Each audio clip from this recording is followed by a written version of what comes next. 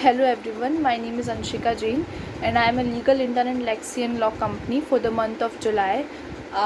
Today my topic of the discussion will be the catastrophe that is faced by migrant workers during the lockdown. We are already aware of the COVID-19 pandemic and we have already experienced first wave, second wave and we are on the verge of experiencing the third wave. So today mostly my focus will be to talk about the migrant workers, what are the situations and what are the repercussions that is faced by the migrant workers during the lockdown. We're already aware that due to increase in the cases of COVID-19, the Indian government has announced a nationwide lockdown in March 2020. This was the first time that we have been put on a lockdown and learned about the consequences of being confined to one hometown for an extended period of time. But over the course of few months, there was news of migrants. They are going barefoot in such a blistering summer in groups to return to their hometowns. Due to this lockdown, they don't have access to transportation. They have to continue the journey without food at their own stake.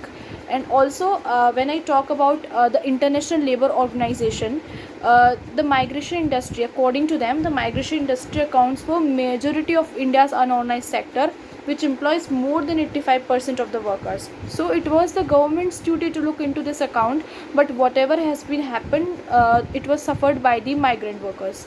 Now my next topic would be the confrontation of the challenges that is faced by the migrant workers. Lockdown has plays a very major part in worsening the migrant workers' misery and poverty. It has snatched their jobs, daily pay, residences, forcing many to flee cities and return to their native places. Due to strict lockdown policies, they are even bound to stay in cities even though they have lost their jobs, while others are forced to migrate to their homeland without necessary resources. All of these circumstances put the administration in a bind in terms of changing migrant worker legislation and gaining the public attention for the measures. Furthermore, the painful experience of 300 million workers should be taken into account, and all of these data and figures should be used to challenge the laws and regulations of the government of India. Now, I would like to talk about various provisions and laws and constitutional provisions that deals with migrant workers and labor rights. First of all is about Article 14. You all are aware of it, but to say it more, it is about everyone is equal before the law. Next is Article 15 that talks about prohibits the state from discriminating against the citizens.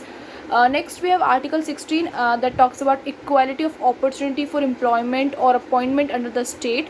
We have even Article 23 that prohibits all sorts of trafficking and forced labor.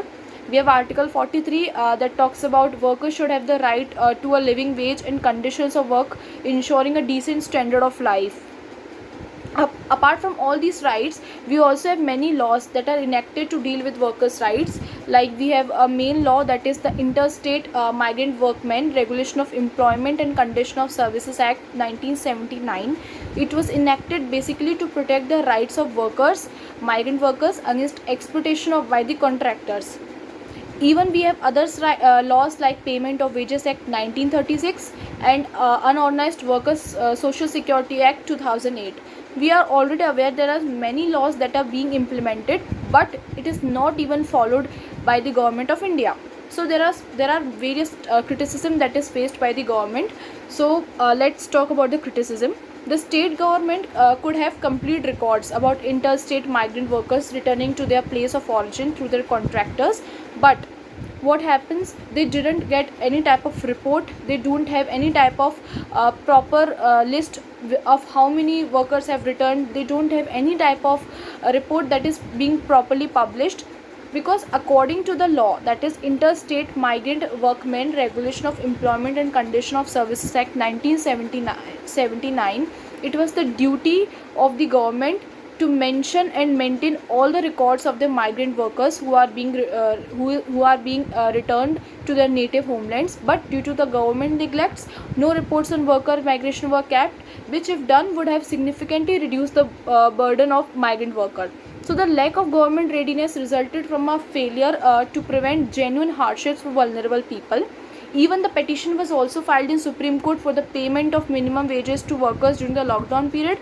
However, the PIL was got dismissed on the grounds that it's a responsibility of the state government. But later, Supreme Court admitted that it was a flaws in government functioning and ordered the national government and states to offer free food, transportation, and accommodation to stranded migrants. So, to conclude my video and to conclude this topic, I would like to say that there were various challenges that were faced by the migrant workers during the pandemic, but it was the basically the main duty was of the government to assist them in overcoming these challenges, that is provided by to provide required resources. But the story is quite the contrary. The government was unable to assist the workers due to outdated laws. So now I would like to suggest some there were some of the suggestions that could have helped the government to overcome this crisis.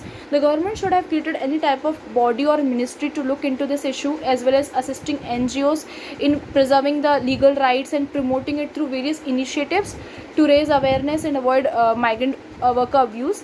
Quality education to prevent worker exploitation, PDS, free healthcare services or health insurance, and to also ensure that employees have simple and equal access to opportunities. They should also be incorporated into major state level policy.